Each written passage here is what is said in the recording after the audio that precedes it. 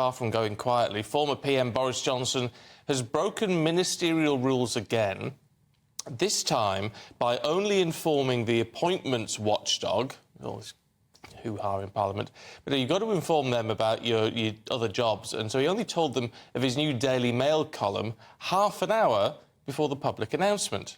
Here's what he had to say about this sparkling new role for him. It's going to be completely unexpurgated stuff. I may even have to cover politics, but I'll obviously try to do that as little as possible, unless I absolutely have to. I'm much looking forward to making my first contribution to those illustrious pages on Saturday. What on earth? What on earth was that about? Well, it's just saying it's very exciting and very political. Well, it is, because if you look at the front page of the Daily Mail, it's the new Mail column the whole world is talking about. Boris. What does it say at the top there? Harriet Harman, look away now. So there. It's interesting because when you do read it, when you actually get to the column, it's sort of surprisingly...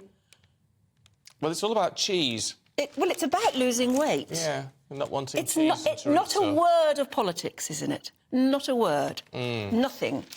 It's just all about how difficult it is to lose weight, how he's always wanted to lose weight, and this new wonder drug that's called Ozempic. He talks about that. He says, why shouldn't you be able to take it? There's nothing immoral about using drugs to try and diet. He reveals that he tried it. But didn't like it. No, he didn't get on with it at all, and it doesn't work for everybody. But he said, I was trying to search for the hero inside myself, the one that was 3 stone lighter. There's a song in there somewhere. But all of that, so your cheese and chorizo comes amid reports that Boris called off his supporters from opposing the Privileges Committee report that found he lied to MPs over Partygate. And I don't understand that either. That's the lead in the Express, isn't it? Yeah. Boris says, it's a farce, don't back me.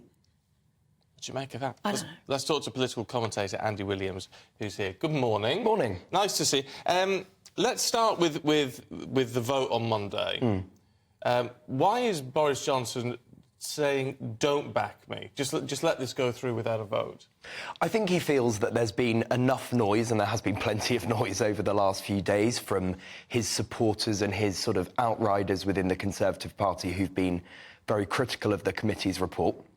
Presumably, you know, Boris he does tend to have a strategy when he's approaching situations like this, and I think he feels that his point has been made very forcefully in that slightly crazy 1,700-word statement that he issued the other day.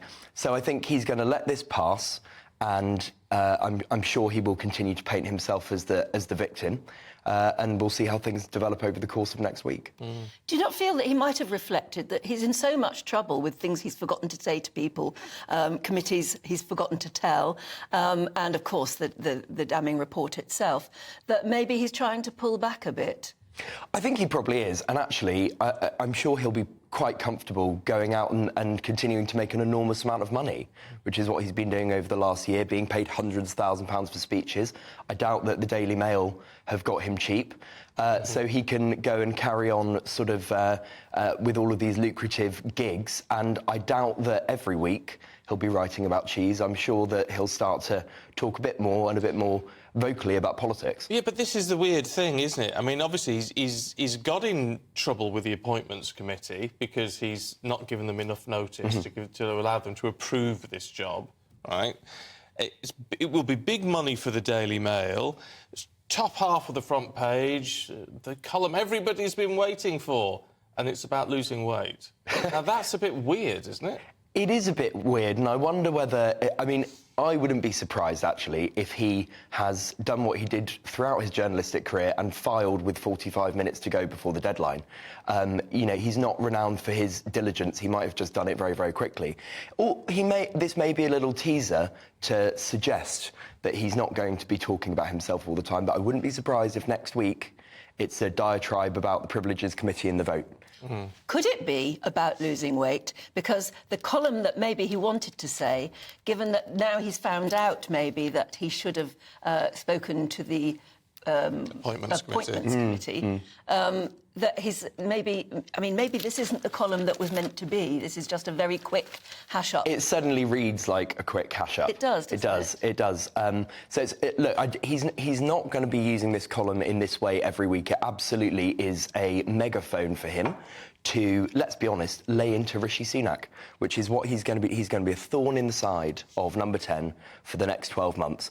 And make no mistake, ironically, he absolutely will now want Keir Starmer to win the next election. There is no doubt about it. Say that again, say it slowly. I think Boris Johnson, without doubt, wants Keir Starmer to win the next general election now. And there's two reasons for that. One is that he is so driven by this kind of hatred now of Rishi Sunak and of the people around him and of the way he's running the economy, which he thinks is wrong, the personal animus that there is between them. Also, and I think more importantly, if the Conservatives lose badly at the next election, that really burnishes Boris's legacy. And I think, ultimately, that is what he's always been concerned with. His 80-seat majority in 2019 looks much more impressive if the Tories fall to a dramatic defeat next year. That's really interesting. It is, isn't it? I just wonder about the Appointments Committee, though. Is there anything they could do to stop this column now? I mean, if you have to ask permission from the Appointments Committee before you take on a new job, can, in retrospect, they sort of go back on? I don't think so. I think one of the issues with ACOBA for some time has been that they don't really have teeth. They make recommendations. It's a lot of the work that ACOBA do is tied up in people abiding by sort of principles and norms. And what we've seen with Boris Johnson is that he's perfectly prepared to ride roughshod over those principles. So we'll probably see a sort of strongly worded letter condemning him from the chair of the committee, but I expect that will be about as far as it goes. Yeah.